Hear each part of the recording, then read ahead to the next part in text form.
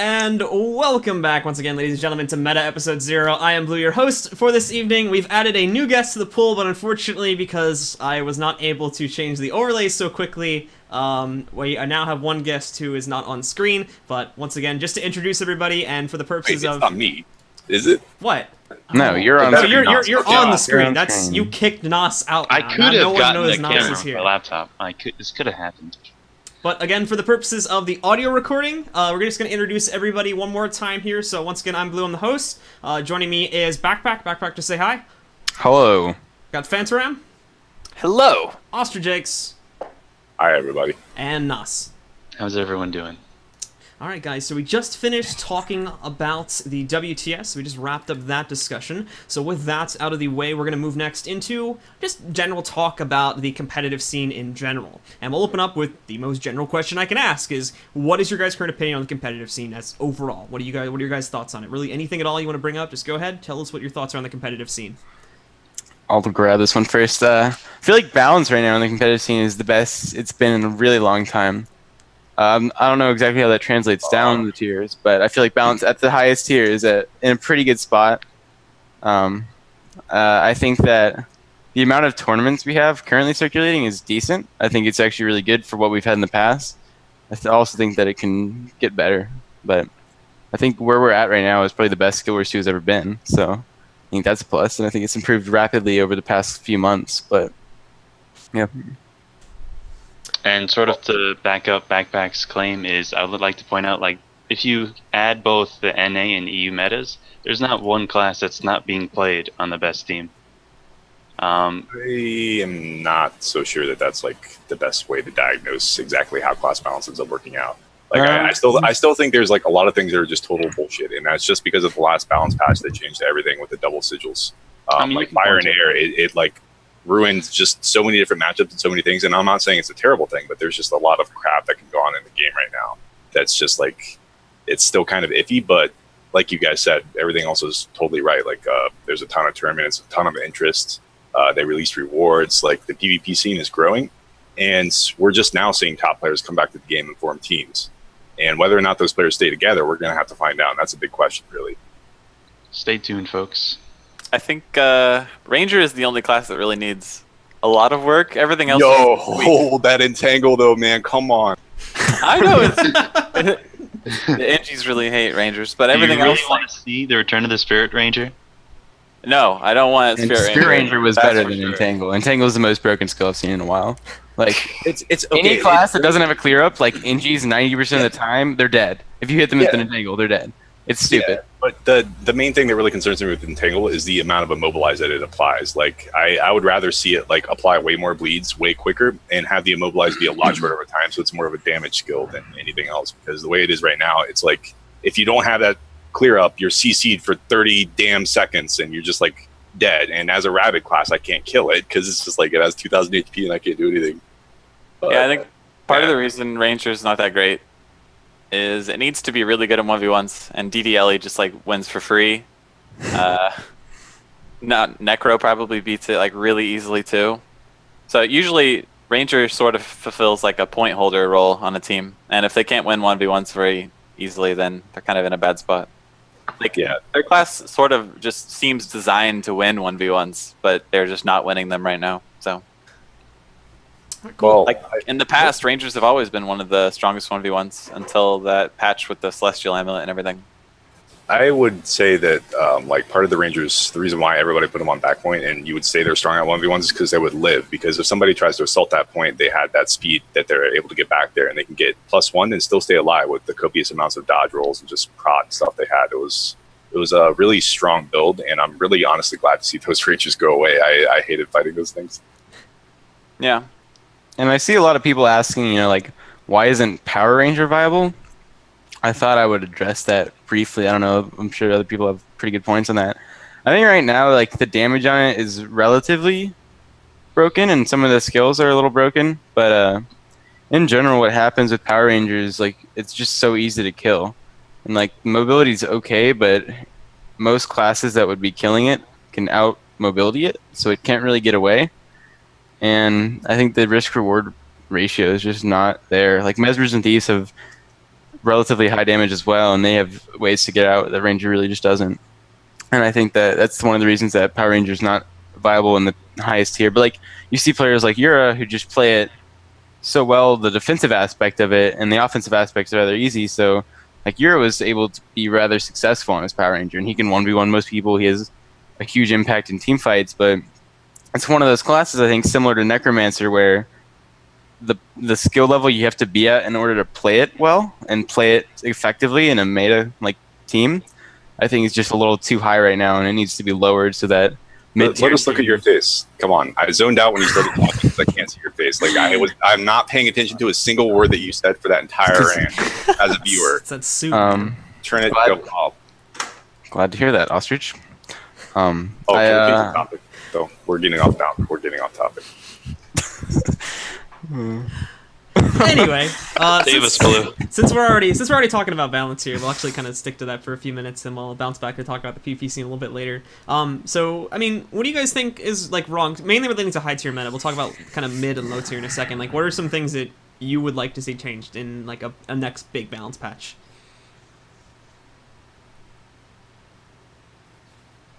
Damn, Well, That's a deep one. I feel like the thing is, Celestial has like- to get nerfed. I don't know. Okay. I just feel like That's a good it's breaking some classes to the point that the skill floor is too low.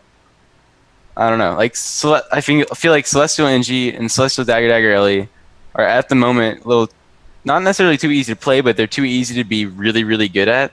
And they're too good at so many things. Like they're so good at 1v1ing, they're so good at team fighting, they're so good at 2v2ing. I think they're just across the board. They all both have pretty decent mobility, ranged across the board. Celestial Element has done too much to increase their survivability and damage.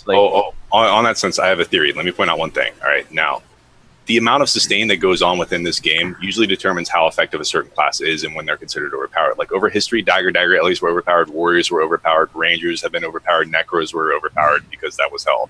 But that's beside the point. Most of those classes have a ton of natural regeneration. Like when Warriors overpowered, everybody remembers the Nightmare of Healing Signet, and well, it still is an incredibly effective heal. It's probably the best one. And when you take into account Celestial, on top of the Ellie's natural heals, and then NG's healing turret with backpack regen. Backpack regen with Celestial and regen on you is like a 300 heal per second.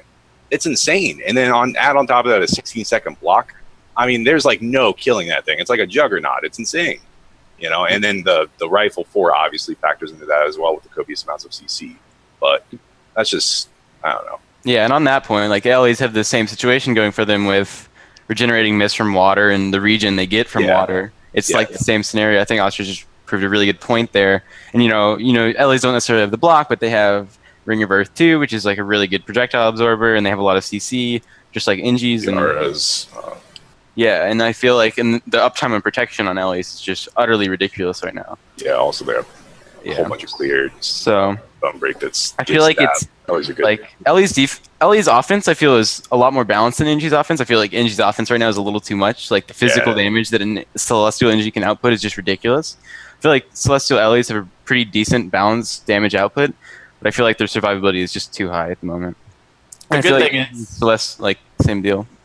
The good thing is for Sally NG and Sally Ellie is a lot. Their power comes from so many things, which is really, it makes balancing really easy because you just shave like multiple things in different areas, and the class is a little bit weaker, and then it's in a good spot. Like Thieves are a balancing nightmare because you change one thing and like the whole class changes. So true. Yeah, I would definitely agree with that. And like I feel like when it comes to balancing Celestial Amulet, Celestial Amulet is what brought Ellie's back into the meta. They weren't in the meta for the longest time because there's no build that really worked with them. It was the sigil change, really, honestly. The sigil change. Thanks, Ostrich, because Ellie's changed their sigils. Just kidding. Battle and Doom. No, it was the new runes. It was the runes plus the runes and the Battle Doom. Strength really helped them out. Yeah, and Holbrook now, obviously. And I feel like the runes still need to get. That's not necessarily nerfed, but I feel like the way might works need to get nerfed because I don't think a class should be able to sustain 25 might by themselves. Can I go on the runes for 1 second and complain about my own class? Go ahead. Please. Balthazar is broken, ladies and gentlemen. It's damn broke. I'm sorry. Like, what? I got 4-second AoE burning on my heal, man. Like, how the hell is that supposed to work? Seriously, it's like World v World burning. You ever been in World v World and you just, like, get burnt and you're just dead? It's the same thing happens worse in PvP. Because Balthazar gives me a heal. I just run Perplexity anyways. Worldy World. Balthazar is definitely broken, but I feel like Power creep. Just don't forget about the runes and sigils. Something can change. Nos, you haven't said much. What are your thoughts on the current state of? I mean, I guess I might as well talk about my own class and sort of the impact that runes has on it. Almost every Kandi Necro runs Nightmare runes, and almost everyone I duel for a prolonged period of time will complain about Nightmare runes at least once. I wonder why. Yeah, me too. It's really weird, but obviously it's because it's a random fear, which I don't have much control over since it's on a 90-second cooldown, and that's not something you really can time. Especially when you don't see any timer on it at all, unless you like have a stopwatch on your desk or something. But I don't have that. That's 2E Sports for me. And a way to change that is sort of get rid of the passive factor of it, and maybe sort of, I don't know. It's just such a hard thing to do. Which fear on heal, like Balthazar. Fear on heal. It's coming next round. Fear. It's sort of counterintuitive to how the Necro wants to play, kiting people like walk up to their face for that fear. Talking a bit more about kind of passive play in general, what are your guys' thoughts on that? Because, I mean, there's certain things, obviously, like the Nightmare runes are still fairly ridiculed, I think is the correct word, in regards to them. Like, people don't like them, obviously, but then other things that have been in the meta for a very long time, things like Healing Signet are just kind of, they're kind of like an almost, I wouldn't necessarily say like accepted, but they're just sort of a tolerated thing now. I mean, what are your guys' thoughts on more passive and kind of, just passive play in general? Can I take that one? Because I play Kandi and GA and I get so much shit for this, but there's like a massive difference between really crappy passives and passives that have like a relatively short cooldown. Like, for example, if you have, you can very easily time a fire and air proc on your sigils. Like, if you're hitting somebody and you haven't hit them for a couple of seconds, it's probably going to proc. You know that, everybody knows it, that's why people run it. It's great. You know, something like Incendiary Powder is only on a 10-second cooldown. You can time it. If you don't use it effectively, it can actually hurt you quite a bit. See, I disagree with that. I feel like regardless of how you, regardless of how you use hold on, I was going fine. Regardless of how you use your burn proc, it's going to be broken. If you're applying a 7-second burn to someone, I don't care if you put it on like. Yeah, I know that's what I said before. It is like retarded. Like, there's just too much burning right now. But like, sure, you can say that you can play it to a better advantage, and that's where the skill cap comes in. But the skill floor is so low because the duration is so long. That's the problem. And it kills me. It's like if I hit somebody, they're burnt. It's dumb. But anyways, what I was saying about passives was that there are certain passives that are actually like relatively good for the game and they make sense for the game. There are other passives that are just too damn frustrating for a player to actually handle over time, such as like, you know, something like, I'm pretty sure everybody's familiar with the Ranger's Shared Anguish, where you CC the Ranger and it CCs the pet instead on a 90-second cooldown. How many times have you been stomped by a Ranger and lost the damn game because you lost a giant team fight because you tried to interrupt them and you couldn't? I mean, that's not fun. It's just very frustrating. So there's also another annoying passive that Rangers have, especially for Kandi, Empathetic Bond. My goodness. I feel like secured every 10 seconds. As a Necro, it hurts because like sometimes it'll just like you'll fear. You need to save your burst for when you see that prompt, and then you have a 10-second window. It does have counterplay. I feel like a cool addition would be something where you see passives, like you see Shared Anguish, you see when Incendiary is about to happen, when Nightmare's back up. I feel like that would be a cool thing that would be necessary to add to a player's bar, so that you know when your CC's not going to work and you can play around that, or when they're about to Nightmare you, like whatever that is. Obviously, there's percentage things like Nightmare where it's a 50% chance, but just knowing whether or not there's a chance of getting hit by it, I feel like is a big way to play around it. And I think that that's one way to control passives better, because like I don't think that passives should be removed entirely. I think that they're part of the game and that it would kind of just ruin the game to get rid of all of them. But I think that adding ways to play around them is definitely important. I think that basically counterplay is there needs to be some way to counterplay. That's always been a big word that's used a lot by the high tier players too, is the fact that counterplay. And I was actually just going to talk about what you suggest there, Backpack, or basically just to kind of bring up another point here is like, say for Reaper's Protection, just to toss a random one out there, if basically I think that one's fine. Well, the thing is, that one's okay because it really is. I agree. Counterplay to it.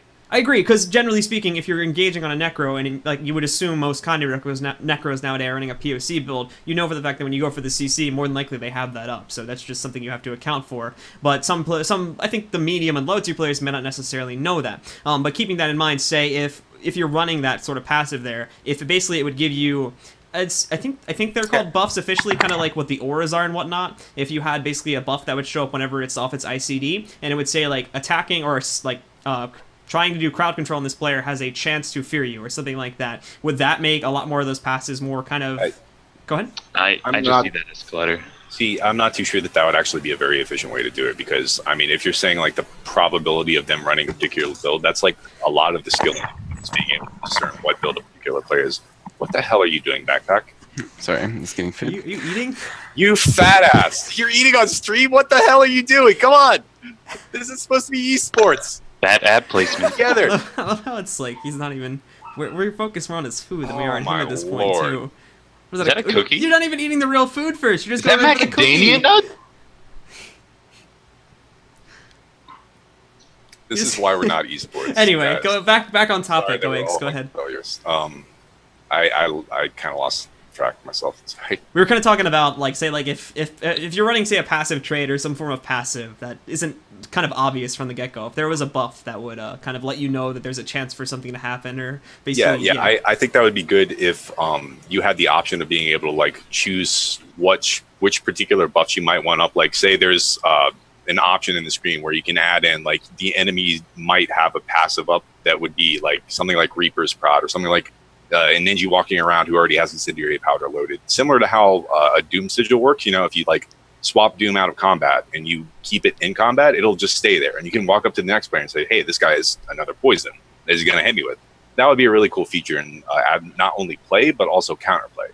It would help people understand that you can actually time those things a lot better than what you could. And it would help good players actually time the longer cooldown ones, you know? And would give that its own, like, special icon per passive? Yeah, something along those lines. I mean, you know, it's incendiary powder, just like a guy on fire running around. That would be pretty cool. Maybe for the important ones that are prevalent, I can see, like, incendiary powder and Reaper Sprot. But for the minor ones, I don't really see Yeah, I mean, like, a lot of the minor ones, like, it's... Why would you... Like, this like, guy's add going to get sharpshooter special armor on? when you No. beat him past 50%, or regen when you beat him past 90% HP. Like, Nos runs carry on, and he has a passive that he can apply a bleed on a crit, but he's never critting. So why would you tell me that? That's just, it seems kind of be an issue with it, but I'm sure a lot of the major ones would be able to... I mean, I get some Fury and Dash Shroud, so the precision tree Well, line. like 20% chance to crit, you're going to apply like on a top 2-second. of whatever I already have. Let me know that. Let me know how that goes. I think one of ArenaNet's goals, 38%. you can tell from the UI, is they don't want you to look at your bars. They want you to concentrate on what's on the field. But I find myself looking at my bar like all the time because You have to look at the enemy's bar as an echo. yeah, their bar. And see Well, what yeah. boons can be corrupted. Yeah, you have to look at every... When I'm playing defensively and trying to live, I'm just always looking at my bar because cleansing my conditions efficiently is like how I live. So I think if there was an option to allow people to see those things on bars, that's okay, as long as it's an option. It's kind of okay. One like comparison I guess you could give to that type of change that the player base has like kind of wanted forever, you know, is they just recently added on the mini map enemy players that your team is in combat with and they actually see. You know, so like if a thief steals, you can't see him anywhere, and it's just perfectly fine. But it's a lot easier to not have to be able to like verbally communicate, and it's just one of those quality of life changes that actually improves the game quite a bit. And it makes people understand the game a lot better without having to put just way too much effort into it. It just makes it a better game, you know? All right, cool. So, moving on to our next topic here, or rather, does anybody else have anything to add before we kind of move on here, or? No? Okay, so moving on to our next question here, talking a little bit more about kind of ArenaNet's balance philosophies here. So recently, actually, the fact that they revealed that there's going to be some, not necessarily like like the biggest changes, but they're going to be implementing some minor changes. I believe they said in November, correct? No clue. I think I heard, like hell, I think I saw November I can't mentioned in the remember, forums. but I remember the changes. The Ready Up Bright from like a few days ago. Yeah. Yeah. I thought it was going to be during the Halloween patch, to be honest. I mean, they put the yeah, Skyhammer changes in then, and I wasn't thinking those were going to come. I thought those were coming, and then I think they said November. I don't really. I saw November in the forum, so assuming November at this point. So I mean, obviously, again, that's a much shorter time span than the last even recent regardless of how big the balance patch is, the fact that there's going to be a balance patch within such a shorter time span, I think that might suggest that they might be shifting their policies a little bit, not in a huge way, in regards to how they balance the game. Do we think that that's a good thing, or do you guys like the way that the game was balanced up to this point in the kind of longer 6-month spans? Let's be honest here. Nobody likes the way the game has been balanced up to this point. Nobody likes it. It's been way too long in between balance patches, and that's obviously what you were touching on, even just a little bit without saying it explicitly. But like 3 to 4 months in between balance patches, the devs work slower than how players actually think. When you have to fight the same class over and over and over and over and over again, you know, for 4 months before something just gets changed, anything gets changed. That's very frustrating, and that's why a lot of people have quit, because they just can't sit there after a while, and you know they probably won't ever come back after 3 months. Like, why? So when balance affects PvP, people quit. And if nothing's changed, they're never coming back. Well, I think part of the reason people don't like the balancing that has been taking place so far is because they've always wanted the balance to change a lot. And it's actually in a pretty good spot right now. So I think slow balancing now is okay. Like, damn you! I base this a lot on games I've played in the past. Like, fighting game community hates changes. Like, they will, if a game's broken, they don't care. They'll play a game. Or at least, please. They'll play a game for 2 years with the broken stuff until they really figure everything out, and then they'll be like, okay. But I mean, this isn't a fighting game though. It's like when something is a warrior, like last patch. I mean, what the hell, dude? Come on! I had to fight that shit for 6 months. Like, yeah. See, when it's in a bad state, people want changes, but when it's relatively okay, then whatever. It's like at this point, the only thing that really needs a big change is Ranger. Everything else just needs tweaks. Yeah. And that's another thing is, like, last time when the game was in this state, they did actually screw it up really, really bad, and they made over buffs to things like Necromancer and Ranger and Warrior, where they just like weren't really that strong, and then they were just like insanely strong, and the game sucked, and everybody quit. So it's obviously just minor tweaks at this point, because everything, you know, is like somewhat okay. But and I think the changes the past, I don't know how many months, have all been good. Since the like, April, I can't think April of anything. Since April. It was the April patch, yeah. Yeah. So I think it's okay. Things are going good. Nos, any input from But you? I feel like the problem with the balance right now, though, is like it's really good. It's really good at the high tier, but I feel like for the majority of the game, it's not really where they want it to be. I personally feel like games should be balanced from the top down, but when it's the disparity of how people feel about balance from the top down is this big, I feel like it needs to be addressed. And I don't know exactly what they want to do, if they want to get rid of like stuff like Turch that isn't even seen in the top tier but really frustrates lower tier players, or what they want to handle with that. But I feel like that's one of the bigger problems with balance at the moment. That's one of the reasons they're pushing changes that are so drastic at this point. I think a way that ArenaNet can balance the classes is normally at this point they take a look at the traits and see where they can work from there in the runes. But I feel like a really underrepresented field of where they can make these changes are in a player's utilities. And I think if they take a closer look at that, they can provide players with more options that can bring about different tree lines and amulets that could change oh god, please. I disagree with that a lot. I'm sorry, but the last time they changed utilities was like spirits and like stances and healing signet. So I would not recommend you do that, guys. I mean, like, make more options available. We did. That creates so many problems though, because you have to that requires so much balance, and the game, like as it stands, needs to focus more on just getting a decent balance first before trying to expand its, I think, overall reach. I've talked about this a lot in the past. But there's things they could change about each class that would make balancing way easier. Like making things baseline that are already required makes balancing easier. Like for Elementalist, I've been taking the same 3 traits and 30 in Arcana since the beginning of the game. And like making some of those things baseline for Elementalist might make some diversity there, and then once they make diversity, it's kind of harder to balance. But in order to balance Ellie, they have put 30-point majors in the other trait lines. They just make them absolutely insane, because they're like, well, how do we make people not take 30 Arcana and evasive Arcana, right? Well, we have to put these insane traits over here. What they could do is just give Evasive Arcana and stuff like that and make them baseline, and then make not so insane 30-point majors. Well, like make them reasonable. Like a lot of. Sorry, go on. I think sort of what I was saying is too unrealistic for it to happen, but if they could pull it off, I think that's what would be the most ideal thing for them to do. That's all I just wanted to add there quickly. Sorry, Ostrich, you can go. Totally forgot what I was going to say. But, I mean, I read people in chat that are saying that we're all like a bunch of downers about the game when, I mean, let's be honest, like, I think 3 out of 5 people here, except for the guys who are too young for esports, are saying that they're actually playing this game as their job. That's like, that's a lot more of a serious commitment than you fucking anticipate, you bastards. I mean, hell, we have to enjoy the game. For the love of Christ. If we don't enjoy the game, we wouldn't be here right now, wasting our damn time on a Friday night. And, like, it's just add on to that, like, I don't think that any of us, like, we want to help the game, if anything, so regardless of what we're saying about its current state, it's all just to improve it, not to rip on it or say it's bad. We just want it to be even better. It's like what we're here for. Okay, cool. Does anybody have anything to add before we move on here?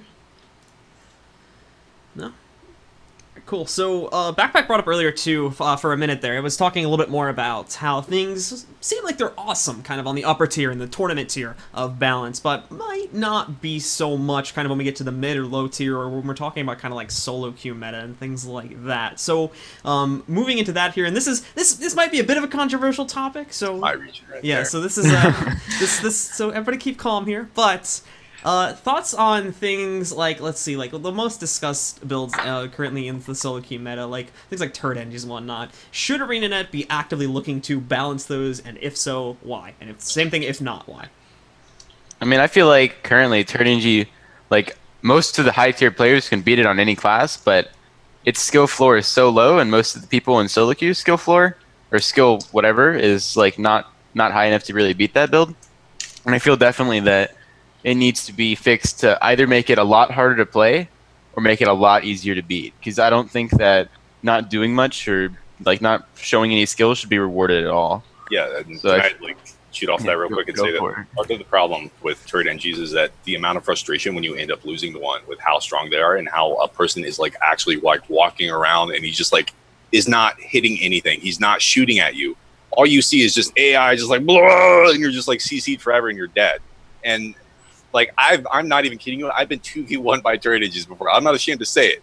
I've been 2v1 by a turret NG killing Lord, and he just like kills me while a guy's trying to hit him, just because his AI just kills me, and that's not fun to have happen. And that's why a lot of people are pissed off about builds like that. Is that as a player base, that kind of frustration ends up building up over time when you have a class like that that you just fight again and again as it gains popularity because more people play it and more people get frustrated. And if something isn't done, then a lot of people are going to just really get pissed at NGs, and well, that's happening right now. Like, I'm fine with turrets, like, totally destroying someone, but I feel like it should base off, like, stats or something so that if you're Zerker, you can kill someone really quickly with turret NGs. It's like a Zerker turret NG, but if you're soldiers, I don't think you should be able to kill someone really at all, to be honest. Because at that point, it just becomes stupid. Same with, like, clerics, Yeah. like... A lot of it's a CC too. Yeah, the CC is stupid. Like it's like basically a decap NG that kills you. Like it's just stupid. And like we saw with decap NGs, not necessarily that they got nerfed, they just kind of vanished and then made it. I don't really know why. I guess because Celestial NG became so good and the whole new 5 Celestial amulets came along and they nerfed killed them. Yeah, but I feel like for sure that decap or that stuff like turret NG needs to totally be toned down, and they need to base that stuff off solo queue, because I think as it stands right now, the vast majority of people playing SPVP are solo queuing, and that's what they honestly should be balancing a lot of that stuff for. That's a really good point, because it's not just us that would end up like making esports, and I feel like sometimes ArenaNet ends up focusing a little bit too much on the top end players, and that kind of frustration just like bubbling within the community is always going to reach the top, and it's going to hurt us more than anything else. So I would say that you've got to look out for the bottom tier players because they're watching the streams and making the money happen, you know? I think right now it's not as important because solo queue is not as important. But if they ever put importance on like solo queues and team queues or anything like that, then it's going to be extremely important because people are going to be like, oh, well now there's like incentive for me to like do solo queues and because there's some cool stuff here. But then they'll do it and get discouraged because all these people are running the same build that just beats them passively. Like they don't even do anything. And to sort of go off on a little tangent on what fans were just talking about on how they could incentivize. So like he would you, and what he was kind of hinting at, wink wink nudge nudge, would be leaderboards with rewards. Well, I think. Are we getting there later? Yeah, we're gonna go into that. We're gonna go into that a little bit later. Going off Phantaram's thing, like I feel like right now there's people feel like even though it may not be very incentivizing, but I know a lot of people who care about the solo queue leaderboards, who care about winning their solo queue matches to the point that they do actually get frustrated when they lose their games because other people are running this. And I think obviously some people I mean some people do take that stuff really seriously. It's just like depressing like, as hell. Like I've seen the nightmares that those leaderboards make, and it's just like, damn, why? Stop! Let me tell you these things. It sucks. It's right, people, but I mean, there's like, people that, I mean, like, I don't want to trash talk. There's people if that take you're playing hot joins SPVP, seriously. Like, yeah, I mean, and if you're solo queuing, and there's not much more that you can do beyond solo queue other than team queue and high level tournaments. You're right, but and if you don't have any friends, or even if you do have friends, not to make fun of people who don't have friends, but if you don't have anybody to play with, solo queue is the best thing you can be doing, the highest level that you can be playing at. When you're doing that, and like I know a lot of people who, regardless of whether or not they care about the leaderboards, they really care about solo queue and winning their games, and they'll go super try hard or whatever in solo queue. And it's really, really frustrating to A, deal with stuff like 4v5s, but B, deal with stupid builds that need to be rebalanced. So I think that's like one of the biggest problems with solo queue at the moment is just... Yeah. I mean, I understand why people would care about solo queue and the leaderboard rankings and stuff like that.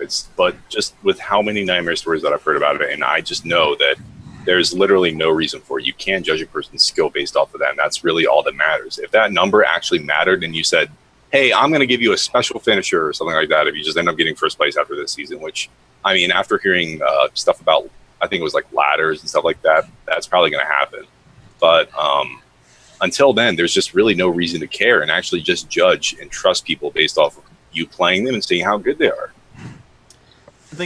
I think the kind of AI issue and then what causes the frustration is it's kind of just in the fact that this game is supposed to be skill-based. I say that very loosely, and I think that a lot of people don't determine those builds that rely on AI with skill. I think OstrichEggs touched on this pretty nicely earlier. I've said this. People who like watch my stream have heard me make this jargon for like I've said this like multiple times now. I like to make comparisons to Dark Souls pretty often in regards to the kind of balancing philosophies in regards to skill. So when you die to something in Dark Souls, you know what you did wrong. You know like what killed you. You didn't dodge this sword swing, or you didn't get out of the way of this boss attack, something like that. Or you didn't drink your Estus flask at the right time, and you know that, so you can go back again and try again and improve upon that because you know what went wrong.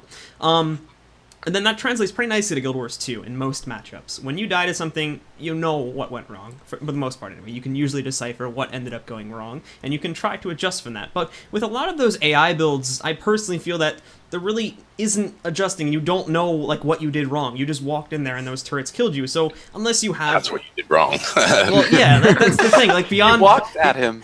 Beyond yeah, engaging with it, there's really nothing to go off of. There's nothing like, okay, what did I do wrong here? What can I do to improve? And you don't be like, okay, good to the player. Like you don't blame yourself for losing, which is what the player should be doing, because the player, the player who's dying to these things should be saying, okay, what did I do wrong here, and what can I do to improve it? When he dies to a turret NG, or even for argument's sake here at the moment, let's say like an MM Necro or really any AI build, he's like, I don't know what happened. I don't know what I can do. So I'm going to get mad at the game now, and I think I did everything perfectly fine. So that gives that player no incentive to improve, because now he's mad at the game, and he doesn't think that build should exist. And the same thing goes for the person who's playing that build to begin with. He's not getting any better, because he doesn't really have to do anything. He just puts the turrets down and kind of wins 9 out of 10 fights, at least the majority of the time. So I think that it's just an issue with the philosophy of the design of an AI and an MMO in general, is kind of my thoughts on it.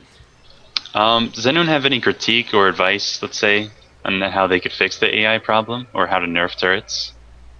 Well, I think that out of nerf turrets, I feel like really just reducing the damage and making, if you run a bunkery turret NG, you can't do damage. Or if you run a really Zerka one, you can do damage, but you're going to die really quickly. I think that's like one of the biggest problems with it, is that someone can run a soldier's amulet and it doesn't scale, so... It's not possible for them to scale it. Like they've already announced a long time ago it takes them way too much time to recode it to actually scale with your damage. Yeah. The only thing they can do is make it scale with your kind of damage. Now, in return for doing that, they ended up giving these turrets all these sorts of buffs where you only have to hit one button for like 50 seconds and destroy people. And that's really the main problem. It's like, okay, the reason why turret NGs are like kind of iffy and crappy is that Conquest actually makes turret edges suck. It's just straight up the truth. They don't do anything else on any other point except for the one they're guarding. If you have multiple turret engies, you can just focus them down and their turrets are gone. They're dead. They're still engies. They don't have a stun break. It's just if there's a giant group of people around them, they will die. And when they're solo and they're just like going to stay over here and not even like do anything while their turrets are just raping whoever just walks into their trap, they'll just like, it's not fun to watch from a player's perspective where you walk in there and you just like get 6 seconds of CC and die. That's one of the reasons that it's a problem in solo queue and not in high level play, because it's really easy to outplay if you know what you're doing, but a lot of these players don't know what to do and they physically aren't able to do that. They can't coordinate within their teams to actually, because it's not possible. It's like you can't say, hey, leave this trade engine completely alone, and somebody, there's obviously never going to be a guy who looks at chat and is like, oh, okay, I'm going to listen to you right now because I trust you 1,000%. I love you. You're my team. It's not going to happen. I feel like they should implement either an in-game chat thing, like they have with Smite, or some way to do comms for solo queue. I think that'd be really cool. No, that would be really cool. That would be amazing. Cool. It would be cool. If there, I mean, there'd be like mouth. Yeah, everyone was like sure about it, took it seriously. It would also be really cool if solo queue had like a really large basis of players with like 200 top players, so that at any given time there's a really good solo queue with 10 random top players, like having league or something. Like that would be really cool to see. And yeah, I think Warcraft try to do that with in-game comms, and it just didn't work at all. Yeah. No, it doesn't need to be in-game comms. It's like Smite. It's where like you press a button. Oh yeah. Yeah, the radial wheel that Dota has. Chat mechanisms. Oh, like that sort of thing, like sort of how pings work in MOBAs. Yeah, exactly. It's like I'm going far, or 2 at me, or 3 middle lane, or whatever the fuck it is. Like the way League of Legends does it is really easy. Like you just press a button and like a circle thing comes up, and you just like drag to whatever command you want, and then when you ping, it does that. Like I don't know, you could press Alt, and a circle comes up on your screen and goes to, and top left is I'm pushing far or something. So and then you hit it, and then it tells everybody Phantaram is pushing far. Blah blah blah.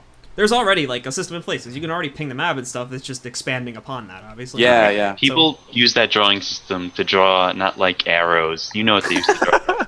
Yeah. I draw arrows. No. When I draw like arrows sometimes and say this guy is over here when I'm in chat. Generally speaking, the code for me is like if I draw an X on a point, don't go there. If I ping a point, please go here. That's like how. But like the thing is, like half the people aren't going to listen to you, and half the people don't understand what you want, so it doesn't really work out. Actually, quite decent at solo queues. I would recommend that strategy, and I recommend you look at the mini map some more. You damn solo queuers. When I'm down and I'm bleeding out, and there's like one person with poison on me, and he just like runs away. Just come res me, for the love of Christ! Look at your mini map. It helps. Just res yourself, Ostrich. You're so good at that. Yeah, I know. Just 15% of the time. Yeah, I think that also like a better tutorial would help a lot with a lot of these problems, like how to beat turret engies or how to rotate or how to do whatever. I think that'd be more player-generated content, not coming out of ANET. But I feel like they had that really crappy starter instance for PvP that no one used or like learned from, and if they just had like a basic video, like a 10-minute long video before you queue. No. You just watch this video. Yeah. No. I actually like what he's saying. Natural Selection 2 has that, where basically when you first go in, they'll make you watch an introductory video that basically. I know, that's so annoying. I tried to skip it. Well, the thing is like the first one's short. Like it's like a 2-minute video. Like this is what they you already do. do that in game. And Guild Wars 2, everybody knows that, right? At the beginning of the mists. But everyone's saying it's bad. But but it's like it's more like there could be like a video. There could be like basically a tutorial system that is linked to YouTube videos. The way NS2 does this, and basically what it is like you'll do what there is now is you'll do that basic tutorial, and then after that there is basically like a database they have of all these tutorials with advanced tactics, and it's all linked to this one guy's YouTube channel. And basically they just have all these videos. That'd be perfect. If like you had to watch a basic video to learn what the game is, and then you had the option of watching videos how to rotate, how to 2v1, or what all this crap. Points or something for like watching the like entire series of tutorial videos. Even if just people are slightly curious, if you do a well enough tutorial and like nobody understands Conquest, this is one of the biggest flaws in the history of the game. Is Conquest is actually really hard to understand in how you rotate and how like delaying can actually end up helping you win a game because you dodge rolled that one guy and you kept one guy over here, so this one guy went over there and like capped this point. Just stuff like that happens all the time, and it depends on how well you perform. But people don't understand this, mainly because their teammates are retards and they don't actually try to perform themselves, But it's like if you actually get together with a group of players who actually try, Conquest is a lot of fun. You know, But I mean, and I think that the goal would be that when you go into solo queue, you can expect that your team is going to all try, and they're all going to be relatively intelligent. Yeah, and learn how to rotate. Nobody knows, and I kind of feel bad for him. It's like, I feel for you, buddy. You got to work for like 3 more months before you figure out what the hell this game even is. But you know, it's something that shouldn't take 3 months to learn. It's something that you can learn the basics in like a day, and then then you can like actually get good at it over months. But you can learn what you should be doing in a day. I mean, obviously, it'll take a lot longer. That's so not true, though. That is not true. That. No, it's true. Conquest is that is not true. With 3 points in only 1 game mode. I've tried to explain this. I feel bad for you, and I still can't see your damn face. I mean, you know, one day you'll try to learn how to play NG, and you'll actually try to learn how to play. Oh my god, I'm not going to sit here. Shots.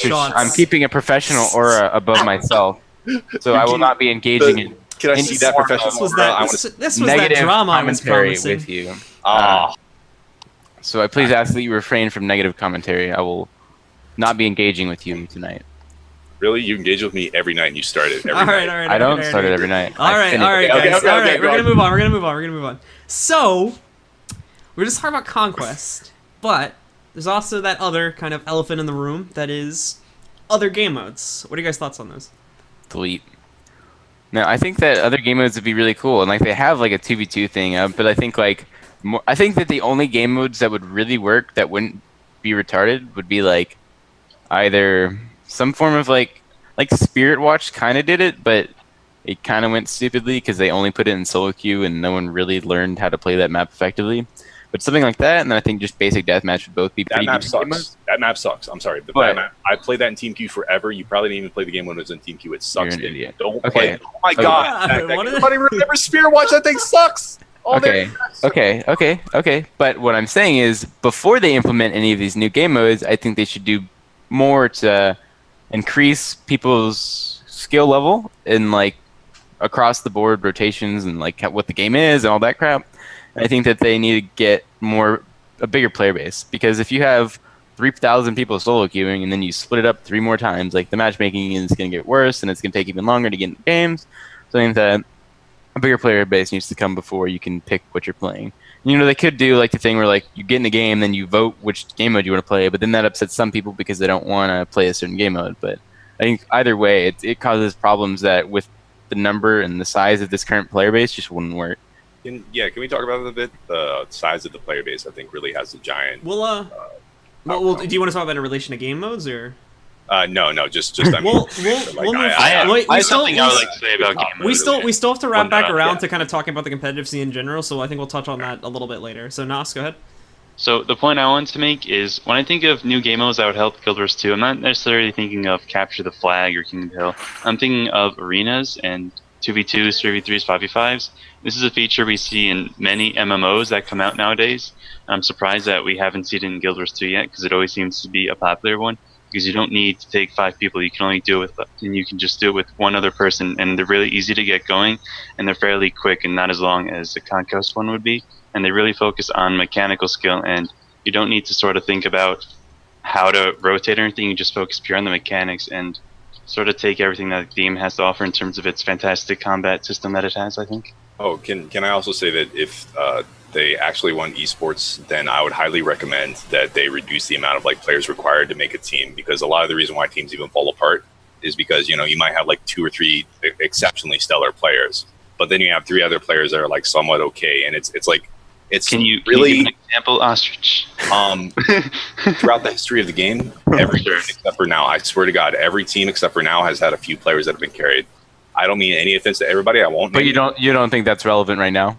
I think that a lot of players have gotten together recently and actually formed really strong teams. Like, we have a plethora of players on our roster, and we have before, that have been like top players throughout the game. And same with TCG. Like, those players are obviously respected. They have a ton of experience and they've played the game forever. You know, and that's like extremely rare, and that's why it's so interesting now, and there's so many tournaments. But either way, as I was saying before, getting 5 players together is a lot harder than getting, you know, a friend. A friend or 2. I would recommend that. Yeah. I think there's a lot of support behind 3v3. I think because there is in the chat, and a lot of people are like, "Oh, 2v2 is impossible to balance." For now, let's assume that 3v3 is what would be, if anything, what we're kind of talking about. On topic of this subject, weren't there some leaked screenshots? Yeah, on we Reddit a are while actually back? going to go to that in a second. So if we're done talking about arenas, Can you bring those up on the screen, Blue? I Are you can. esports If enough? somebody has a link to them, I don't have them on me at the moment. I don't have the link. I remember seeing them though. I know. Yeah, Chat? like I know what they look like because I've seen them I have a enough very good times. idea of what I think they are. But before we jump to that though, does anybody else have anything to touch on with arenas before we go to that kind of leaked map, or are we all done with arenas? Think we're all done? Okay, cool. So let's talk about that new map. If anyone in the chat has a link to it, that would be appreciated, because I don't have a link and I don't believe it's on my computer at the moment. We're looking for the image of the map that was data mined, I believe, in the recent patch. So if anybody has that, that would be appreciated. But for anyone who's not aware, if assuming of course we're unable to get it, basically there was a, not necessarily, I wouldn't say leaked, data mined is the appropriate word, an image that was data mined after the recent feature patch that had a map in it that looked fairly similar to what was resembling of either a GVG or a MOBA map. And it kind of looked like it meshed a lot of the secondary objectives from other maps too. So what are your guys' thoughts on that? I think it's awesome because, well, I think OE would commentate on this a lot, but there's a huge, like, dispute, I guess, between SPVPers and World v Worlders. You know, they each think they're better, and I think that mode would bring both of those communities together to face off against each other, and it would be awesome. Like, the map, the way it looked is there's like 2 nodes inside each base, and a catapult, and a lord. So it looks like, I can't imagine that being a 5v5 map because there's so many objectives. So I'm just gonna guess it would be like 10v10, which would be super cool for like 10 of us SPVPers to like make a group and go against World v Worlders. I think that'd be so fun. Yeah, it definitely looks like a GVG map, and if they implement one of those, I think the community will appreciate that a lot, because I know just by reading the forums and sort of seeing the players self-implement this themselves, they would be more interested in SPVP if they brought it in. I think that would be very healthy for the community. Backpack? Somebody linked one of the maps in chat, but that's not the one I was thinking of. I actually played in the competitive Guild v Guild scene for a while, so I actually have a professional opinion on this matter. No, but I think there's a lot of people that were in the Guild v Guild scene. I know it kind of died out recently, but I think a lot of Guild v Guilders or whatever that like that kind of Zergy style mesh or whatever, I think they'd be really interested in having like rated arenas and all this stuff where it's really organized. I think that it'd be really good for the game to merge those two, because it's like it would double the size of the player base effectively. I think World v World might even be a little bit bigger than PvP, but I think it'd be huge for the game to really merge those together so that in competitive play you see both types of players. So I do have a photo of the map. I'm going to be bringing it up here right now. Alright, so it is on screen right now. So for anybody who has not seen it, this is one of the maps. This is obviously like texturized, so there isn't much here at the moment. It does seem in like a theme, at least, in similar to the other map. I'm looking for the one that is like an art map. Ulrin linked it. Did he? Alright, give me 1 second. Let me see if I can pull that one up really fast. Where is that one? That's the one that's like actually a map, right? Yeah. 3 nodes in the base. Wait, those aren't nodes. Those are just doors. Yeah. Wow. I think it looks just. I mean, I never played Guild Wars 1, but I think it's basically exactly the same, right? It looks so. I mean, it's looking like there's like one lane for each team, basically. Like, yeah, like it's spawning creeps, like in MOBAs, maybe, because that's what that That shield actually looks like. literally This looks is like the same map even that was more- on one of the bases. I'm pretty sure it's like the exact replica of a Guild v Guild map they had in like the Canton Isles. It's like pretty much the same. I'm like dead serious. It's like definitely the same one. I could find the GW1 map. We can compare it, but I'm pretty sure it's the same one. Even more interesting is the fact that recently there was some stuff that came out. I'm not sure how familiar you guys are with this. Is that ArenaNet had hired or was working with some sort of AI programmer or something like that on a project too. Now, I don't know how advanced it is to get like MOBA AI working, but there could be some resemblance in that too if they like weren't able to pull it off themselves, and they may be working on a more advanced AI system to pull off a kind of MOBA-esque system with that correctly. Something You guys interesting. See that symbol in the middle of the map? Yeah. Isn't that symbol used for guild missions? So wouldn't it be cool if I think there's it a is. guild mission that's like fight another guild? That'd be a nice guild activity. Yeah.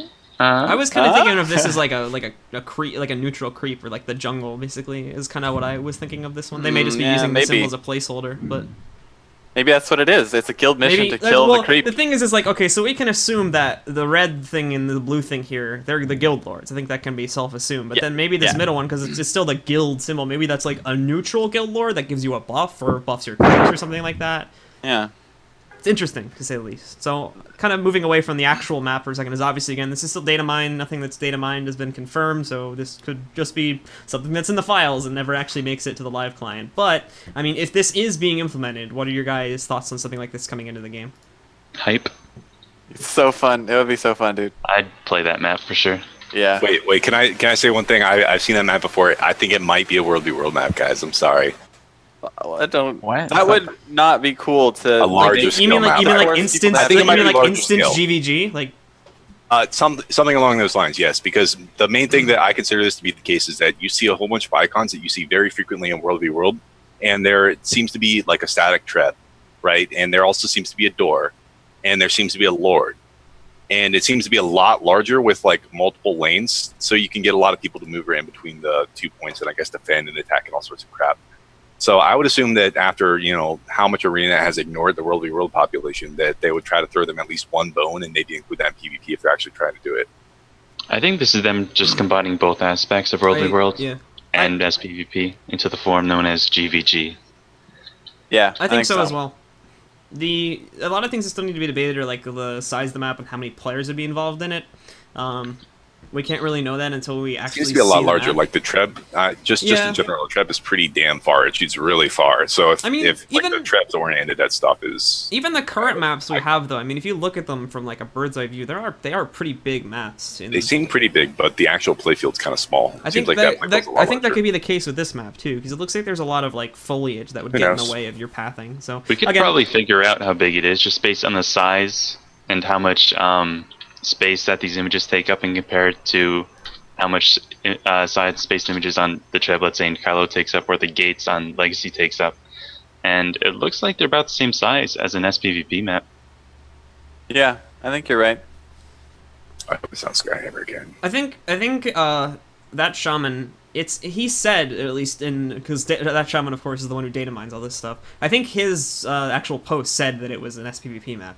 So I don't know if he knows that based on like what it said in the data mine, but that could be strong evidence there too, to support that it might actually be an SPVP map. If you look at how SPVP maps look when you look at your map at the bottom right, this looks exactly the same, where like the areas you can walk are white, and then like everything else around the map is dark, which I don't think you.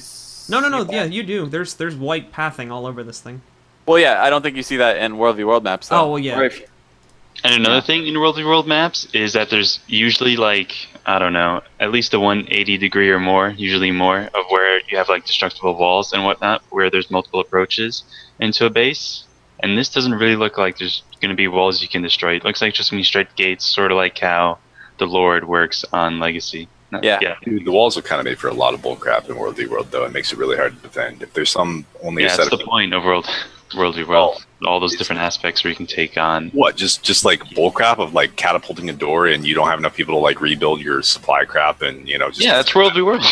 Yeah, exactly. You also play on a lower server. If I play a lower.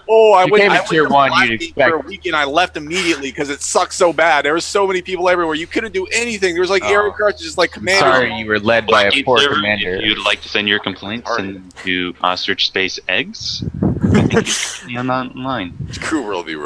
All right, guys. So obviously, again, that is very interesting. We don't really know anything on it yet. That was just more to kind of get your guys' idea on it. But we are gonna step away from that a little bit. And once again, for anybody who's listening to the audio version of this podcast, I know that you guys probably don't have a clue as to what we're talking about with this map, so I'll be sure to provide a link to the map we discussed in the SoundCloud thing.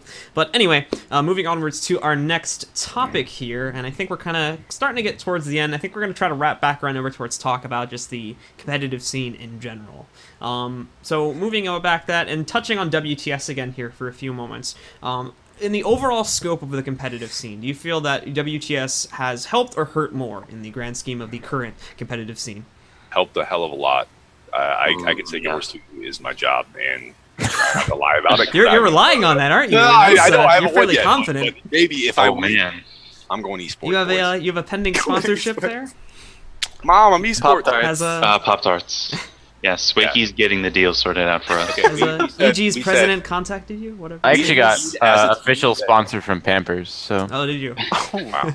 We agreed as a team that the second that Wakey gets a house made of Pop-Tarts, we're esports. And so we're going to make that happen, boys. And that's what we're really striving to and why we try so hard. I think, but on a serious note, regardless of like how successful this first WTS is, I think just the implementing a large-scale LAN tournament with a decent-sized cash prize is huge for the game as far as bringing new players, hopefully, to it, and engaging them in a competitive scene, and also encouraging players who are not quite at the top tier, but to try and achieve and get there. Nos? Fanta? Yeah, it's helped. I mean, I don't know if I would be sticking around like often. You know, I think I would do what I usually do with Guild Wars 2, where I just dip out until I see something coming back, and then come back. You know. If we win, boy, we're gonna go esports. Come on. Oh yeah, we can make it happen. This is the podcast. This is what it's for. I mean, hell. It is the esports show. Yeah. And Nos, your thoughts on it? It's all about the community. I think I'm already seeing some results from this tournament. We're seeing a lot more teams actively play. Like in the ESL yesterday, I saw a lot of good teams there, and normally these weekly tournaments don't see that many good teams go at it. And I'm seeing on a very individual and specific level, certain people come back who have recently played earlier. Like I've got to meet all these legends like Java and Vendetta. Legends. Yes. The ones I've only heard about in stories and myths, and then finally being able to meet them since I'm sort of newer to the scene. They aren't the same as I gotta say, like the one time where one day when we end up actually being really good is when we actually don't quit because we don't have enough practice, and that happens way too much. So guys, I'm looking to you newer players to get better and give me a damn challenge. Well, Ostrich, unfortunately for those of you watching out there, after the WTS, he will be having to step down. Oh, really? Yeah. What, are you turning 18 or something, Backpack? Because I still haven't seen your face. Quite possibly. Quite possibly turning 18. I think aren't you like 16? He's going to skip a year there, I think. 16 and 11/12. Oh boy. So. Ooh. Almost boy. there. You can drive then. Nice. Good for you. He has his BMW. BMW that he drives with his mom everywhere because he's too young for esports. All right. Oh, somebody in chat says, can we talk about who chose the name Absurd? Well, it was not. Okay, as a third party. What does it mean? What does it mean? Like, it means the Forsaken, basically. It's like the Abjured is people like abjure themselves out of something. If you are not familiar with that fucking wording, Because which is we all got ditched. everybody had to Google Everyone on this team got ditched. ditched. Me and Kate. What? Could be on EU. That's why Nos chose it, because we all got ditched by somebody. I'm also amazing at naming names. Like, have you seen my guy's name, Noscoc? Like, come As on. a third-party observer, I'd like to say that the Abjured is a terrible name. I didn't want to name it. What would have you named it, Backpack, if you had the honors? Gold Chest Express.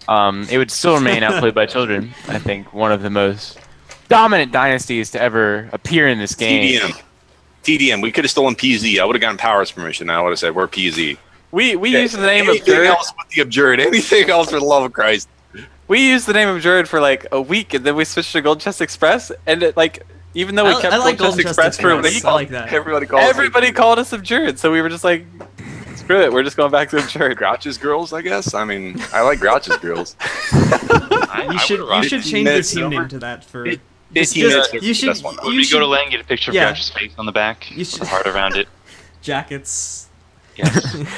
I can see it now. Should force Grouch to have to like say that name if he casts now. Like he has to say that it's his girls. Like that's the team. Anyway, so moving onwards from that, talking a little bit about the possibility of an amateur scene. And we have two questions arching off of that point. First of all is, do we need one to begin with? And the second question is, if so, how can we go about creating one? What are your guys' thoughts on that? What do you mean by amateur scene? So Yes there's an and issue right yes. now. I actually talked with Backpack and Nos about this kind of last night in private comms, and basically right now you're really either in the scene. There's no amateur level. You're either, at least in an outlooker's perspective, you're either high tier, you're either super good or really bad, basically, to put it bluntly. So, and I think part of that is a lot of teams have issues kind of just getting themselves started. Like, there's not. Can I bring that back a second? It's what I was saying before with like the 5v5. It's really hard to get that many players together and like coordinate yourselves and say, okay, we can get on at this time, because somebody's going to have something going on eventually. And if you're a relatively casual player, it's really hard to get that many people on the same page and time everything out. I'd also add, there's like not much of an incentive to try and get much better, because like the difference between reward-wise between an amateur player who's like just below top tier and a player who loses a lot of their games and doesn't do much, like, isn't very big. Like, it doesn't. There's just not a middle tier where you can kind of go esports or whatever. Like, there's no small scale tournaments for only amateur teams. There's nothing like that. So if you're not winning like Mispedia Cups or TOG or TOL, you're really not getting any rewards. And if you're the 4th or 5th or 6th or 7th best team and you're doing really well in Team Q, it doesn't really matter, because when you go to these tournaments, you don't win anything. So there's not much of an incentive to really compete. And like obviously you want to get better, but some players don't think they can or whatnot, and it causes a lot of problems. Listen to the chat and make that Wow, Ostrich, you ruined it. Come on, how did I'm trying to make it better. Oh, okay, now you're fixing it. Yeah, there we go. Together, they make the best NG ever. Super serious. Move back a little bit from the camera. Okay, move back. Like, wait, let me take off my shirt. Well, this doesn't actually make any sense, because combining Ostrich's brain with my mechanical skill would actually make it a far worse player. Shit, I'm too buff around the neck, bro. Backpack's skinny. Too buff around the neck. So, Are you fucking kidding me? Look at this shit. Look at this shit. Ooh. Look at this fucking shit. Neck flexing, bro. Neck flexing. Okay.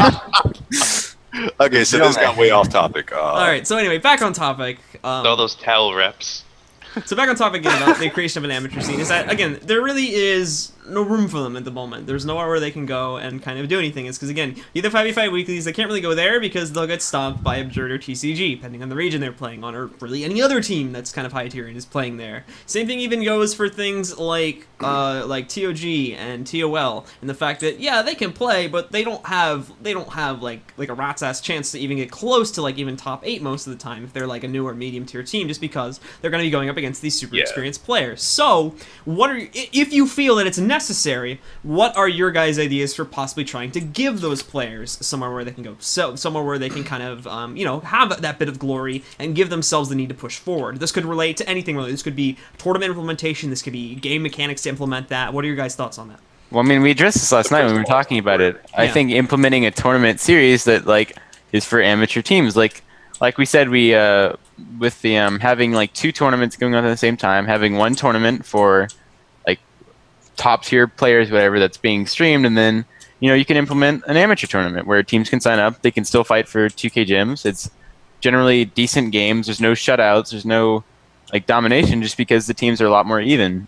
And like teams like Absurd or KPZ and all that would have to be playing in the top tier tournament, and maybe that's for money every week. I don't know, but something like that really incentivizes lower or amateur teams to try and get involved in the scene. Then if they're really successful in amateur tournaments, they can play in the real money tournaments or higher gym tournaments, whatever it is. But I think something like that where amateurs have a place to fit in is really key to getting them in the competitive scene. I think that's too complex for them to do. The reason why they're amateurs is because they're casuals. They don't play like the game as much or really want to maybe get that high level. They're just playing for the fun. Well, so having such a specific thing like that might not work, but I feel like in general thing that'll apply to everyone, like the leaderboard changing where like top 50% can get something, etc. I think would be a better way to sort of help the amateurs out instead of having an amateur tournament. Well, that's what the ladders and seasons are supposed to do, but in the meantime, let me go. God damn it! Shut up.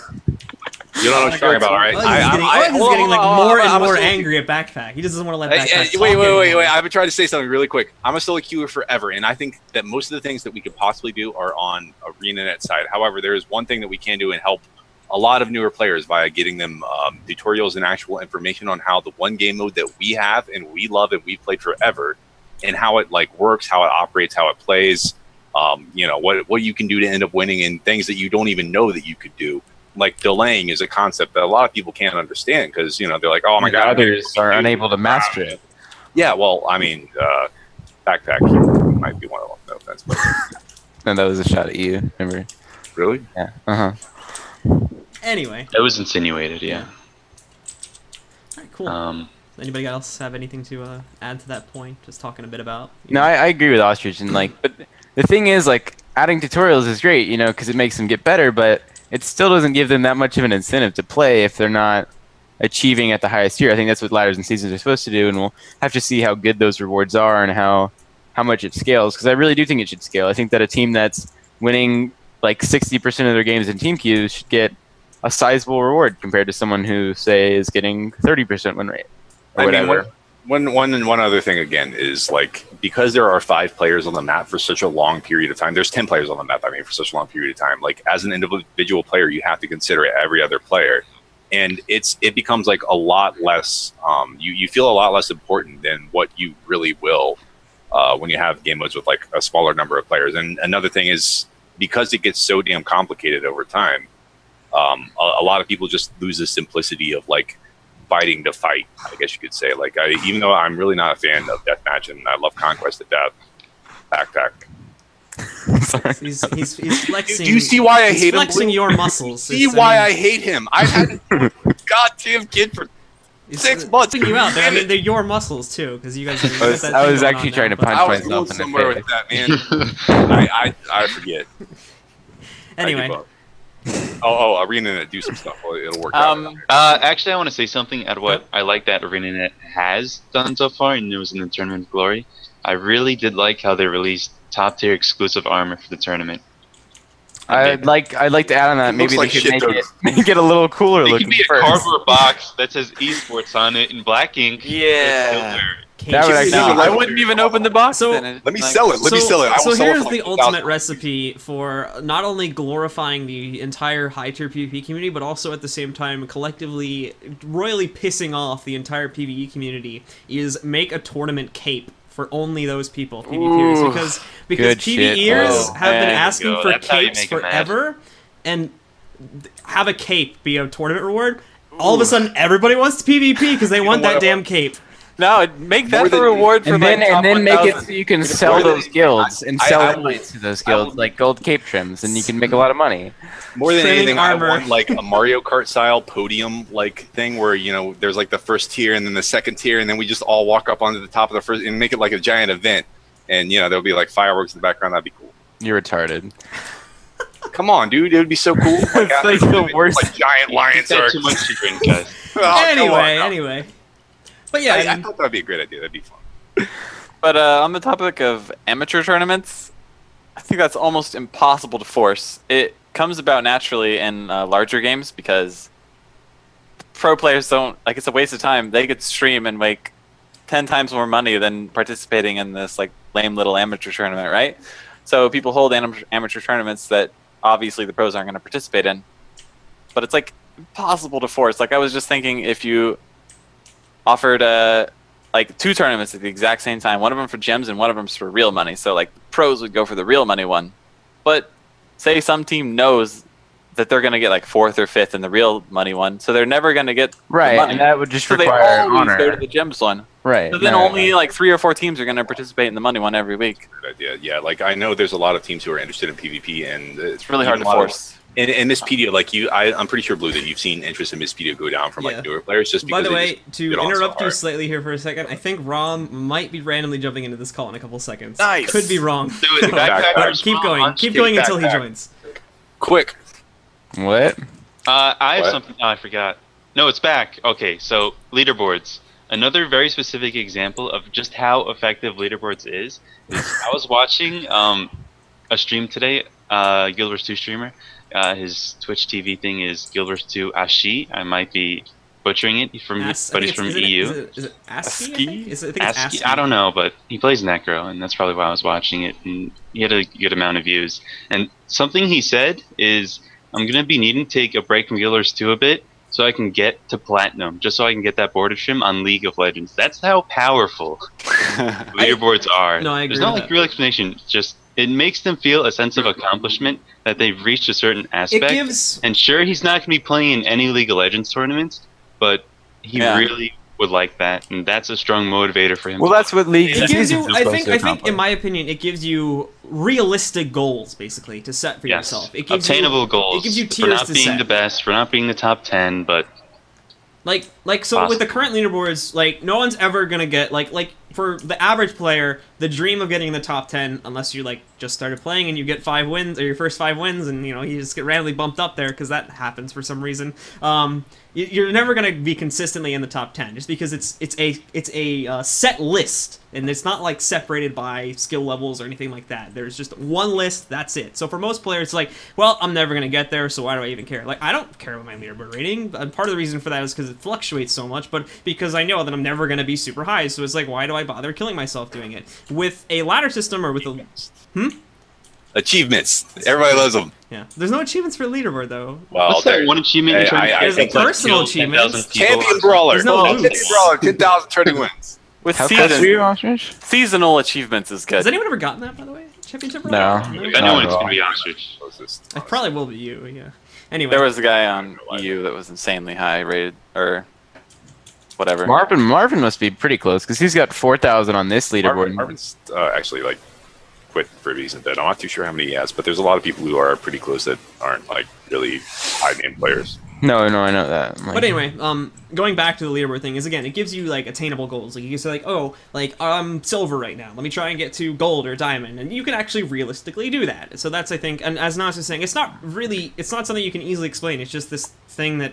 It's just this human mentality. Then it's just a sense of accomplishment that you've achieved something. You get this pretty reward that'll last for the next season. Yeah, seasonal rewards and achievements are a big part of it. WoW does the same thing with the challenger title. I remember when I PvP'd in WoW, I wasn't the best because I really didn't use keybinds, and that's a main aspect of it. But when I did first use a keybind, it was like an interrupt keybind that would interrupt the healer, and I got an instant 10 win streak.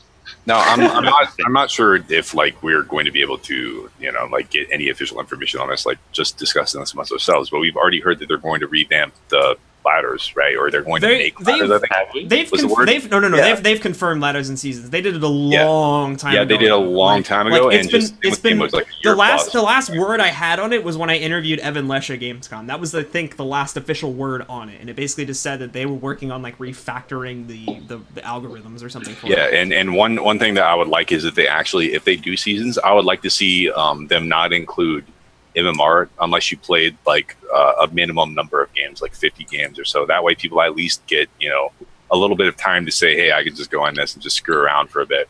Even if it's not like insane like 50, like maybe just like 20 or something, just so they at least get a little bit of experience before they say, hey, I can actually play to get a reward now.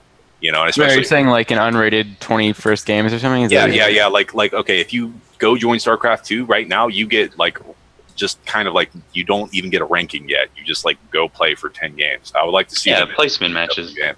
CS:GO has that tons of games. Actually, that exists right now, except if you go 10-0, they count them. They count them. If you go 10-0, you become rank 1.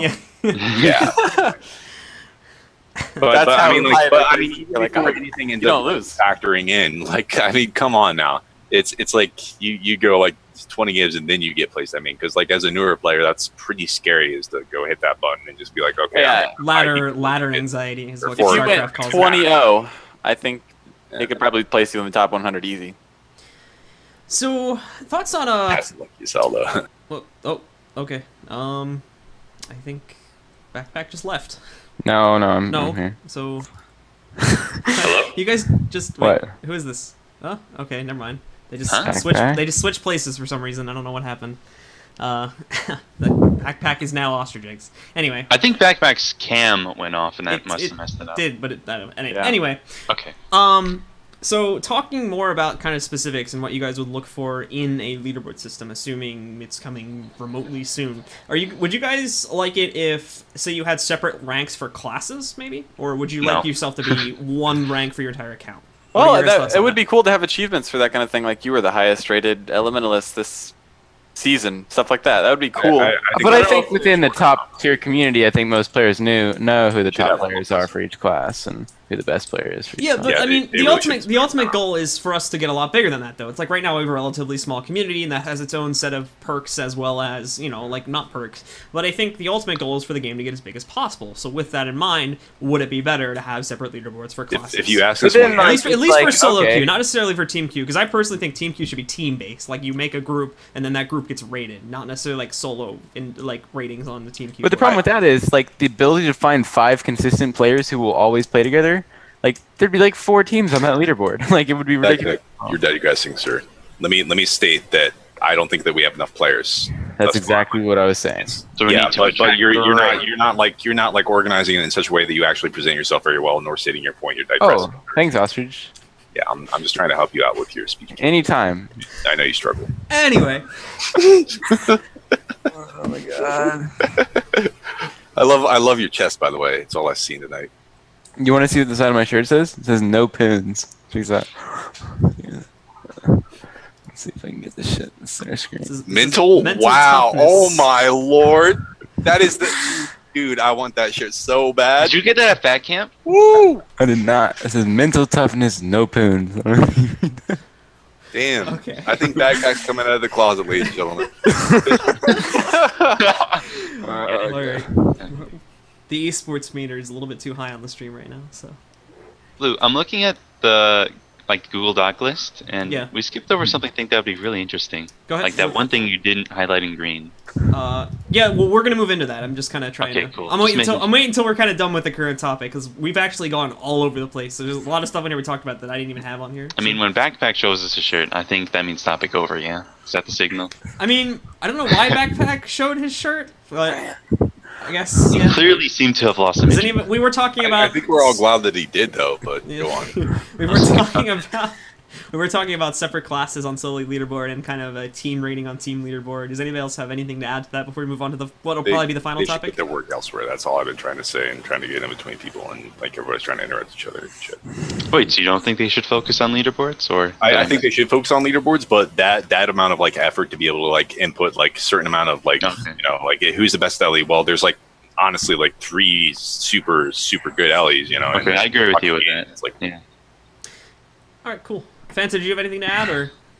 No, I added all I wanted. All right, cool. So, what's probably gonna be our last topic of the day, and we were talking earlier about the amateur scene and kind of hopefully trying to help newer teams or lower, kind of mid to lower tier teams getting into the scene. With the scene as it is right now at this very moment, advice from all of you separately. What do you feel is the best approach for someone who's they've been solo queuing for a decent amount of time? They generally speaking have the ropes to their class, but they want to get more serious. They want to get into the competitive scene. Right now, how do they do that? Who wants? All right, I guess I'll go first since I talk first. Since the community is like so small right now, you kind of need to make friends with all the top tier people and get them to like you and think you're good and want to play with you. Because right now they're What?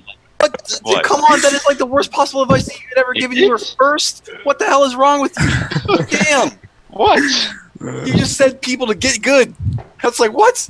How do they get good? That's what he's asking. How, Nos? How do you get No. good? Well, Except for getting people to like He's it. telling some good points though. You do need to make friends because You this need to be like, PvP you can community be good, but you have to. because of its size, hard. because of It's this hard. community's It's like, size. This is this is an extremely inclusive community, and because of its size, you do need to know people because you're not going to Thank get you, into Blue. this scene Thank you. without knowing Exactly. You have to be I realistic. totally agree with that, and yeah, that's realistically. But the fact of the matter is that if there's more players who actually get good, then they're gonna have people to play with because they're getting it together. Right, and that would create a bigger competitive scene because if 5 players show up that are all really good and they're not in the scene, it like creates It's- a bigger network and Team. it expands. Oh my god! It's another team. The newer players make a team. Oh fuck! Everybody. Like that'd be my like the coolest thing that would come from this WTS is newer competitive teams would want to join, and because of that, they would create a new What? team that would compete. I'm sorry to like cause backpack to digress and myself digressing, but anyways, if I could answer the question real quick, Go ahead. what was the question? How do you get into the pro scene, or how do you get a team started, and how do you get that team to start going into the pro scene? You have to obviously get good at the game first, but the best way for an intermediate player to progress to a better player is to actually enjoy the game and continue playing. Like otherwise, you're never going to get good. If you play the game more and you practice more, you're going to get better. Now, there's one little bit But of there's advice bad I'll- habits that a lot of people are enforcing, and like without learning it through tutorials, they're not going to get good. They're just going to you're right. But I mean, we didn't learn it by like looking at a tutorial. We learned. Well, I'm not sure you ever learned it, but exactly. Anyways, we didn't learn it from doing a tutorial. We learned it from like actually playing it. And if you actually end up playing it, the best advice that I could give to a newer player is if you've mastered your first class, I would recommend at least trying to play a class that you would consider to be way overpowered. Because after you play that class, you'll realize that it's actually a lot harder to play that class and do well with it than you anticipated just from fighting it. And that's going to help you beat it on your main class. One way I've seen people get into the competitive scenes in other games is just streaming. Like in World of Warcraft, there's players that streamed, and they were never really a part of the competitive scene. But other streamers saw that they were good, and they started playing with them. Like a good example, if people know who I'm talking about, is Mitch Jones. He started playing with Wreckful at some point, just because he was a streamer, and then now he's like super popular and a part of like the competitive WoW scene, I guess, if there is a competitive WoW scene, at least part of the arena scene. So if you're, I guess Nos is a good example. Like if you're good and you stream, other people are going to see that you're good, and they're going to take note. I just stream snipe. Well, one of the hardest problems is Nos played the game by stream sniping. By the way, I just want to put that out to everybody watching right now. It's in my bio, and like I'm not denying. It's not easy for everyone to stream though, and like without streaming, like there's not many ways for people to see you because either you're playing with a bad team and you kind of get overlooked. I know like Toker was like one of the few players who was playing on a shitty team, and like people saw that he was really good and he got picked up. But like for the most part, it's really hard because most good players aren't scouting solo queues or whatever, and if you're in team queue and you're doing poorly as a team, you're gonna get overlooked. It's Rom. Yeah. Someone, oh my God! Someone joined the call like 5 minutes ago. I was like, "Who is Hank?" And like, we hear you, Rom. Nordic. Hi, Rom. There we go. What? No, so there we go. I'm sorry, I'm very late. But you know, EU times. EU times. You just wake up? Yeah, I like the jersey in the background. Where's your jersey? Look, you love it. Somewhere, I don't know. Man, I would seriously like hang that up as a picture. It's just a giant picture, you know. Frame it too, Ostrich. Yeah, totally frame it, man. There's no way. I can take it down if it harms you guys. Take my video down and just put Rom. I'll do it. Anyway, we're actually like almost at the end here, Rom. Come on. Yeah, let Rom talk. Keep going, guys. Okay, let me ask Rom a question. Rom, do you think you're gonna whoop our ass in WTS? I don't know. I don't know either, but I wanted you to talk shit. Listen. I've never talked anything to anything, you know? We're all good. We're enemies. I respect my enemies. We will face on the battlefield and we will see who will be the winner. Nothing more. God damn it, you're too much of a Viking. No, it is true. It's true. Yeah, I don't care, bro. I mean, I want to see good fight, though. I want to have a good, very nice fight. I agree. That's if we win tomorrow, we will have a nice fight. Yeah? I hope I'll win and you'll win, because we are, I guess, talking. It would be fun. It would be fun. Hopefully. And Blue, stop laughing now. Anyway. Ordering the host around. You got balls. This is a fairly ludicrous scenario, so. Anyway, so kind of going back again, we're kind of on our last topic here. And I think it was OstrichEggs was talking before Rom kind of jumped into the call here, but we were talking about kind of how do people get into the pro scene. So if we remember where we are, OstrichEggs, you want to pick it up again, or? I actually interrupted Backpack totally because I was interested in Rom's camera. So I wasn't talking, or I don't remember talking. Yeah, you were talking. Yes. What was I talking about? You were just rambling on, and I wasn't paying any attention. I swear to God. Oh, interesting. So let's shoot that question back to Rom then. Rom, Blue, this is your turn. So yeah, Rom, we're gonna ask you one question while you're here, and that is, in your opinion, how do people, someone who's kind of been solo queuing for a decent amount of time and is looking to get more serious, what is the best way, in your opinion, for those people to kind of get their way into the pro scene for Guild Wars at its current state? As a new player coming in like that, yeah, I would say watch streams, watch how people play, learn the mechanics kind of at first, learn really how to master your class in a way, learn, you know, see people's bindings, ask, you know, try to find out the superior things in every single stage of the game. You know, I mean, every single area of the game, you know, or area, how the fuck you want to call it.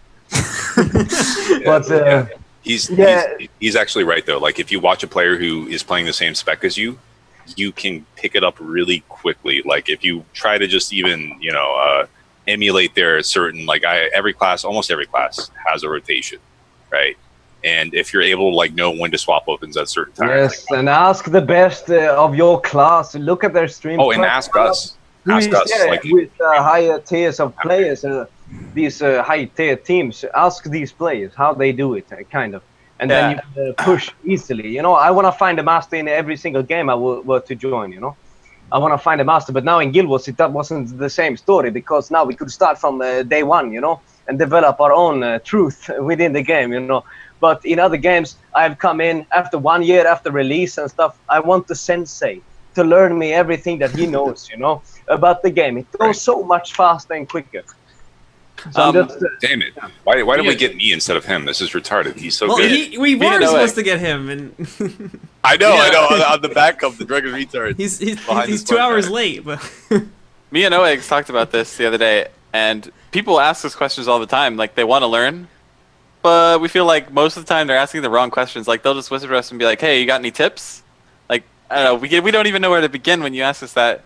Like go into games and like when you're playing, come up with specific questions, and then we can like answer them perfectly. That's the best we can do. All right.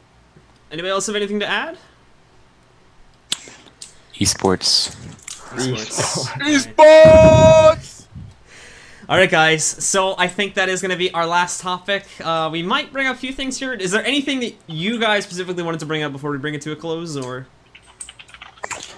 I think we should address age limits in the TOG and WTS tournament series. We're not big enough to be that esports yet. As a matter of fact, only pretty much us losers around here are esports. So, I mean, you got a little whiles to wait. And plus, we'll make the big tournaments with the big money for you. Don't worry about that.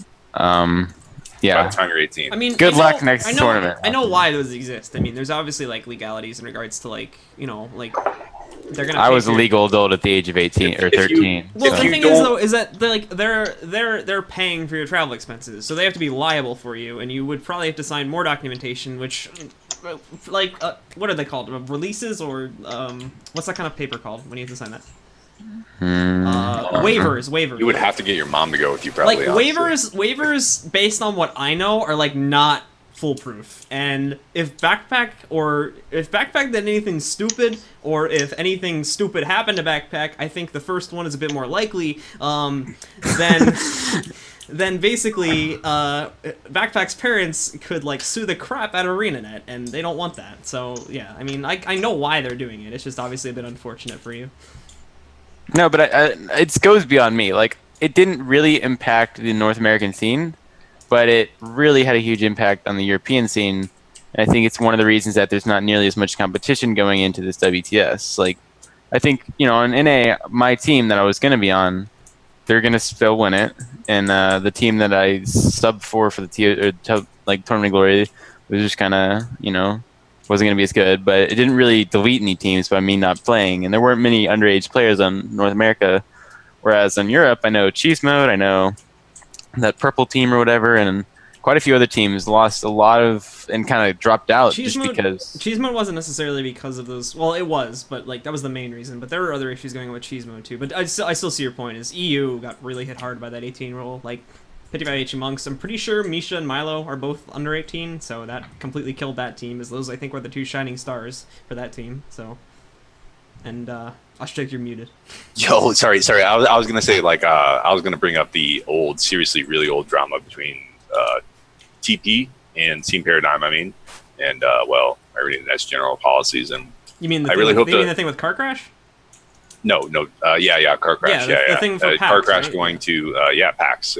It just was. I don't want to see that again. Like, I don't like unless it really does hurt. Unless someone on Absurd or TCG are lying about their age, shouldn't see that happen. That, as I understand, was No. was a very big case of miscommunication, basically. Yeah, it was a very huge case of miscommunication, and we've seen that in the past, like with certain teams getting disqualified. And honestly, guys, like, get your stuff together, and as a team, you guys have to be able to, well, step up to the plate when somebody's asking if you want to make this game anything. So, yeah, go esports or go home, boys. All right, cool. So, anything else somebody wants to bring up here, or are we all set here? No. Anyone wanna 1v1 it out real quick? I'm down for that. 1v1 Let's rub one IRL. My quota is. Let's rub one out. Speaking of 1v1s, on stream yesterday, Cade said I loves 1v1ing and it's what I play for. That is completely false. What I do is I play to my strengths, which I think, because Nos You're a good 1v1er, though. now and in the past, Teldo have forced me to 1v1 every day. No joke. When I was on Team Paradigm, Teldo would ask me to 1v1 him every day. And now that I'm in the Absurd, Nos asks me to 1v1 him every I feel day. bad. I really do feel bad for Phantaram. Like, it's not a joke. Like, And I it- will, like, go It's in. because Elementalist is like And a good look at the baseline. results. He didn't drop. I know. It's well, I mean, 1v1 it's because yesterday. every team runs an Ellie, and It they works. need practice, I mean, and what yeah. better practice than the person who's on your team, because then it improves him as well. So Just makes sense. Yeah, I don't need it practice. just sucks that you're playing the Flavor of the Month build. yeah, and on Team Paradigm, like I always team fought with Zeph and Najin, while Symbolic and Teldo handled the 1v1s. So now I'm just like playing a different role. But I mean, that's what you do on a team. You play to your strengths, and I guess I just have tons of 1v1 practice, so I tend to do it. Go hammer, go home. But Elementalist also is able to team fight really well, and I think you do that at a decent level. Yeah. So like that's like. But big Wakey's for good your at that game, too. No, Wakey's really good at And team he runs fighting. Tornado. Can we let So Rom like, talk? yeah, go for it. Rom, what do you think about Elementalists? Elementalist. Are they OP? OP as fuck or That what? laugh. It depends. It has a very, very wide viability. That's much. I can say that much. You know, it has a very wide viability. You can use it in many situations. It is superior in a lot of situations.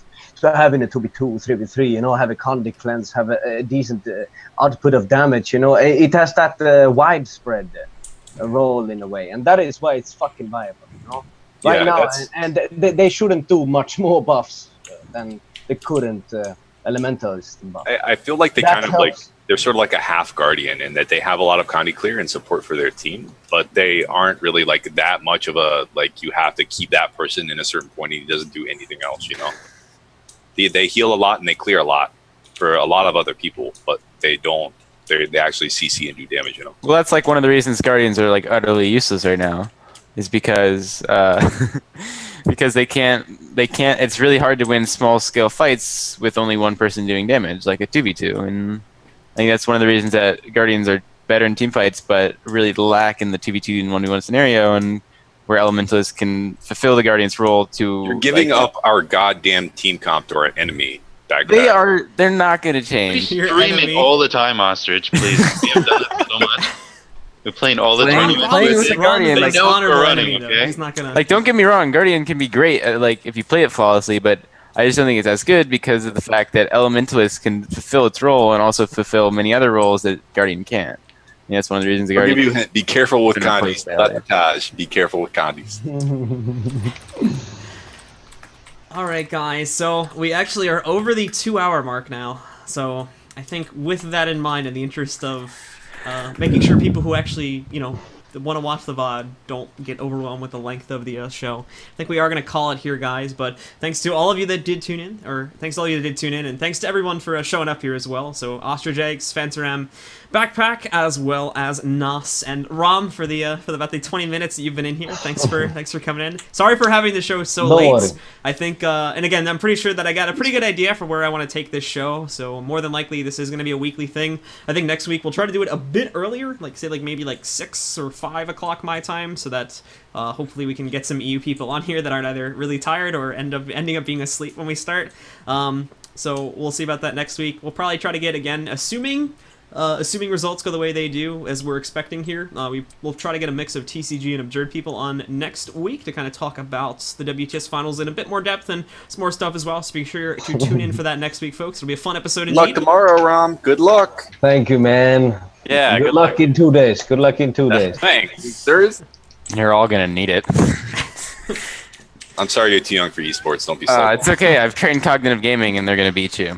American community, before I leave, just try to outnumber this absurd team. Just try to outnumber them slightly before they actually engage in the perfect 2v2s. Just American community, try at least. Just outnumber them. If you have a team, do it. Come on. Just slightly a bit more than we are staggerable. As team captain of Absurd, I think that we would love if you were to just come over to North America and give us rotational lessons as a whole. Please, please. Maybe I'll listen to Phantaram. I'll arrange that if otherwise 500-0. All right, guys. So I do have to cut it off here. But indeed, good luck to both teams tomorrow. And once again, to everybody watching, thank you all very much for tuning in. And we hope to see you next Friday. Not 100% sure of the time yet, but we hope to see you next Friday at Meta episode number 1. We'll be talking more about the WTS finals, and we'll be discussing more Guild Wars 2v3 stuff. So thank you guys very much for tuning in, and hopefully we'll see you next week as we get started. See you in with our China, real bitches. First Bye episode. bye. Bye everyone. Ostrich isn't gonna make it. Are we off the air? You are now.